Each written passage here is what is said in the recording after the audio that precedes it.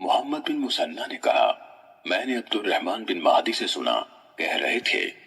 آدمی اس وقت تک امام نہیں بن سکتا کہ لوگ اس کی اقتداء کریں، یہاں تک کہ وہ سنی سنائی باتوں کو بیان کرنے سے باز آ جائے۔ صحیح مسلم حدیث نمبر 12۔ سفیان بن حسین سے روایت ہے کہ ایاس بن معاویہ نے مجھ سے مطالبہ کیا اور کہا، میں تمہیں دیکھتا ہوں تم قرآن کے علم سے شدید رغبت رکھتے ہو،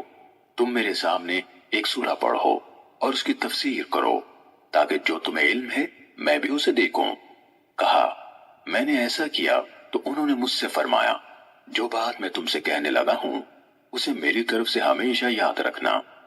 ناپسندیدہ یعنی منکر روایات کو بیان کرنے سے بچنا، کیونکہ ایسا نہ ہونے کے برابر ہے کہ کسی نے یہ کام کیا ہو یعنی منکر روایات بیان کی اور وہ اپنی ذات میں ذلیل نہ ہوا ہو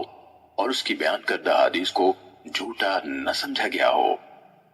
صحیح مسلم حدیث نمبر 13۔